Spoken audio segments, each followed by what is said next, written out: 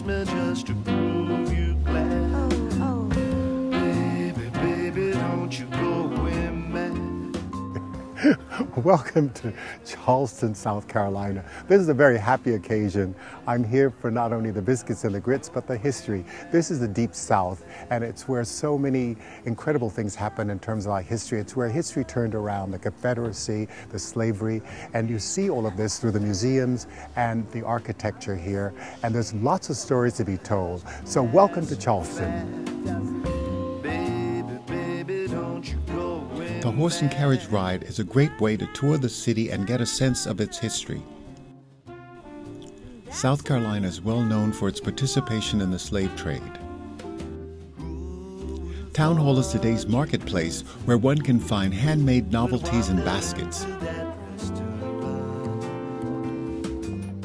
well, you understand that I feel Charleston is an incredible town. Behind me you can see these incredible carriage rides, and it's where you could come and explore the museums. There's so much to see. I love it.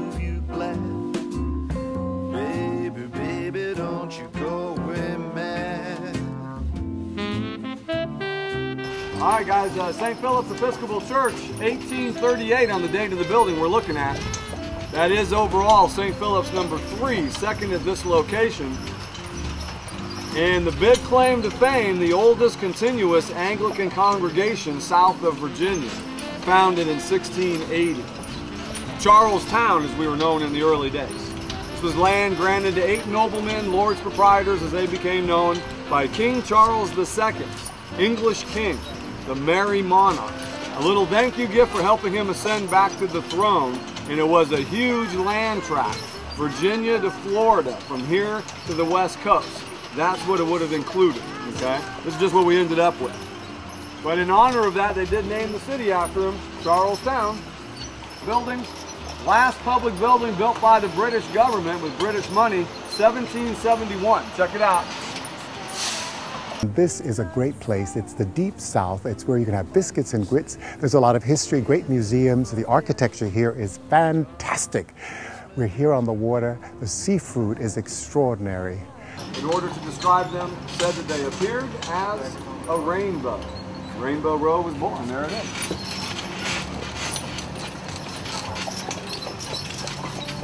So not to burst anybody's balloon or anything, but the colors, not historically significant.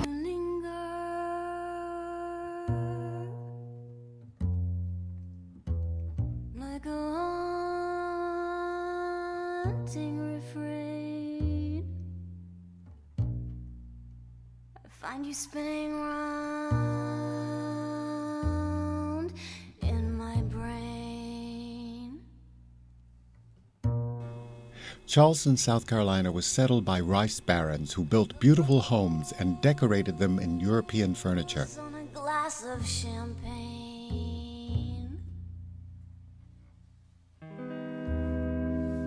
Go to my head like a silver sparkling burgundy brew.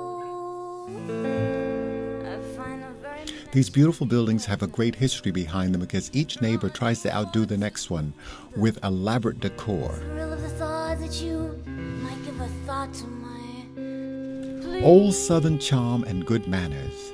It's where they say, bless your heart, after they cuss you out. Still I say to myself, get a hold of yourself, it can never be.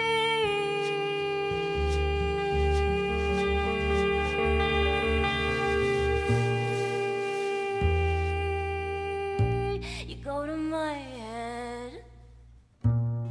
Charleston is a port city on the Atlantic, so it was easy to transport goods. To my head. You go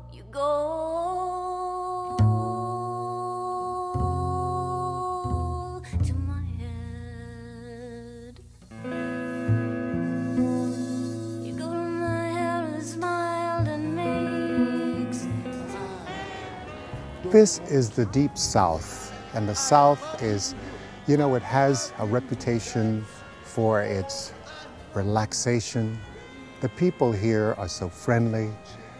The way that I'm talking now, is my southern way because it's all about those grits and biscuits that I've had. They wanted to tear these homes down in the 1930s and build low-rent housing. Aren't we glad they did? And when President Washington came to Charleston, he wanted to stay in the hotel. I can hold you, my arms will show you that our romance is Window boxes are filled with lots of hydrangeas, roses, and bluebell flowers. hope we can reach her. Well, Mr. Manigault died in 1842, but then the children were all grown and married and had their own household. His widow lived on here alone until 1852. At that time, she packed up the furnishings and moved out. Each succeeding owner of the house let it run down a little bit more and a little bit more. Until 1920, it was about to be sold to a car dealer who was going to tear it down and build a garage. Well, there were a couple of little Charleston ladies that thought this was too nice a house to be torn down for a garage. So they formed a society for the preservation of old dwellings. It was opened to the public in 1949, very sparsely furnished. Over the years, the museum has acquired more and more pieces of furniture, and most of it mahogany, and a lot of it was made by Charleston cabinet makers. It's all from the right time frame, the late 1700s. This is all original furniture. Everything you see in the house sat in some Charlestonian's house during that time frame. The museum is very particular. They want to know the history of anything they buy, what changes have been made to the furniture, and then they painted it, and then they put it up there with animal glue made out of horses' hooves and the thing that always interested me is this set of Encyclopedia Britannica. It's dated 1815, and I never knew Britannica was that old. And when you think what we've learned since then that they didn't even dream about, you know, automobiles, airplanes, computers, telephones, television. They also held dances up here. They pushed the furniture back against the wall. Someone would play the piano, and that is an early piano from about 1810.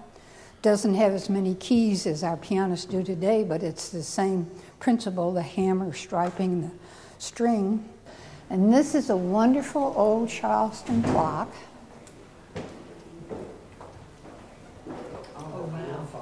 It's over 200 years old. It still runs. They were really modern. There might have been a tin tub, but for some reason I've never understood. They didn't think bathing was good for your health.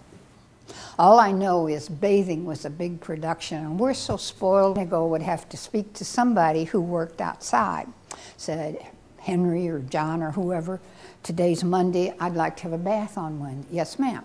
Wednesday morning he'd have to get up, build a fire, put a kettle on, fill the kettle with water, which meant trips to the well, bring that to a boil. Then several somebodies had to carry buckets of hot water up 3 flights of stairs, fill the tub.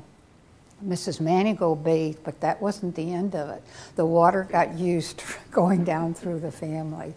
So, you know, there's something good to be said about today's world. At least we have clean, healthy water. Behind the racking beeps and squawks of a Chinatown arcade.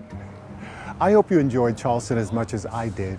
It was a mind-blowing experience. It's where I learned all about the history of this great town, and probably some of my relatives came through this particular port. It's where there are great museums who share the history, and the people are very open. We have carriage rides. It's a great walking city. It's a great touring city. Remember, get up, get out, and travel. What a town. Look forward to seeing you next week at another great destination. So long for now. Or am I just a quarter's drop in a box where I dance till the turntable stops?